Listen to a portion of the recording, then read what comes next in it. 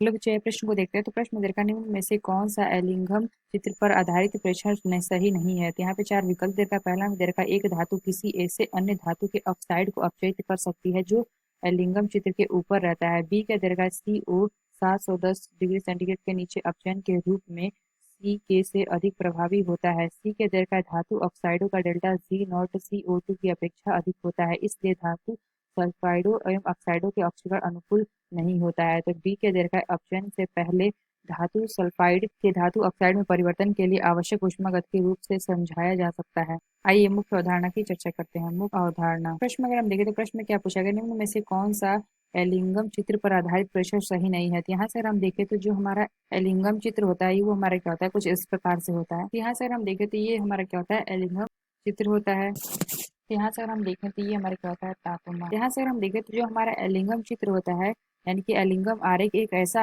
आरेख है जो यौगिक के स्थिरता की तापमान निर्भरता को दर्शाता है। तो यहाँ से अगर हम देखें तो जो हमारा एल्यूमिनियम चित्र है ये हमारा क्या करता है, यौगिकों की स्थिरता की तापमान निर्भरता को दर्शाता है। तो यह विश्लेषण आमतौर पर धातु ऑक्साइड और सल्फाइड की कमी की आसानी से मूल्यांकन करने के लिए प्रयोग किया जाता है। तो जैसे जैसे हम आरेख में नीचे की ओर बढ़ते हैं धातु अधिक प्रतिक्रियाशील होती जाती है। यानी हम कह सकते हैं जैसे जैसे हम जैसे जैसे हम आरेख में नीचे की ओर आते हैं धातुएं अधिक प्रतिक्रियाशील होती जाती हैं और उनके ऑक्साइड को कम करना कठिन हो जाता है।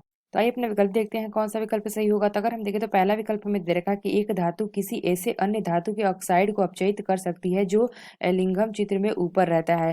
तो यानी हम कह सकते हैं कि ये जो हमें दे रखा है प्रेक्षण ये हमारा क्या है, सही है। तो जो हमारी दी गई धातु होती है अन्य सभी धातुओं के ऑक्साइड को अपचयित कर सकती है जिन्हें आरेख यानी कि जो हमारे आरेख में ऊपर स्थित है। उदाहरण के लिए अगर हम देखें यानी कि एग्जाम्पल के तौर पे अगर हम देखें तो मैग्नीशियम टाइटेनियम ऑक्साइड को धात्विक टाइटेनियम में अपचयित कर सकता है। तो यानी हम कह सकते हैं पहला में प्रश्न क्या है, सही है, इसलिए यह विकल्प हमारा गलत होगा। बी क्या दे रखा है, CO 710 डिग्री सेंटीग्रेड के ऊपर अपचय के रूप में C से अधिक प्रभावी होता है। तो यहाँ से हम देखें धातु ऑक्साइड के गठन के लिए जो हमारे विशेष तापमान पर कम नकारात्मक और शून्य हो जाता है, इससे तापमान के नीचे जो हमारा डेल्टा G हमारा क्या होता है, ऋणात्मक होता है और ऑक्साइड स्थिर होता है।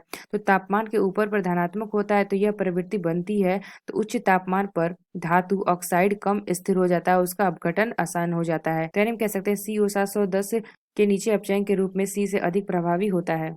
तो ये जो हमें दे रखा है प्रेक्षण ये हमारा क्या है, सही है। तो यहाँ से अगर हम देखें तो यहाँ पे हमारा क्या होता है, 2C अगर हम देखें तो जरा O2 के साथ क्या बनाता है, 2CO बना लेता है। तो अगर हम देखें तो यहाँ से हमें बी विकल्प या विकल्प हमारा गलत होगा। सी हमें दे रखा है धातु ऑक्साइड का डेल्टा G नॉट CO2 की अपेक्षा अधिक होता है, इसलिए धातु ऑक्साइडो सल्फाइडो का ऑक्साइड में ऑक्सीकरण अनुकूल नहीं होता है। तो ये जो हमें प्रश्न दे रखा है ये प्रश्न हमारा गलत है, इसलिए यह विकल्प हमारा सही होगा। तो यहाँ से अगर हम देखें तो यहाँ पे हमारा क्या होता है, धातु ऑक्साइड का डेल्टा G नॉट का मान CO2 की तुलना में अधिक होता है। इस प्रकार धातु का ऑक्सीकरण ऑक्साइड के लिए सल्फाइड सबसे अनुकूल होता है। लेकिन अगर हम देखें तो प्रश्न में क्या दे रखा है कि सल्फाइड का ऑक्साइड के ऑक्सीकरण अनुकूल नहीं होता है। तो ये हमारा क्या होता है, अनुकूल होता है। तो यानी हम कह सकते हैं जो प्रश्न दे रखा है प्रश्न हमारा क्या है, गलत है, इसलिए यह विकल्प हमारा सही होगा। तो डी क्या दे रखा है, अपचयन से पहले धातु सल्फाइड के धातु ऑक्साइड के परिवर्तन के लिए आवश्यक ऊष्मागत के रूप से समझाया जा सकता है। यानी हम कह सकते हैं जो हमारा डी प्रश्न दे रखा है हमारा सही है, इसलिए यह विकल्प हमारा गलत होगा।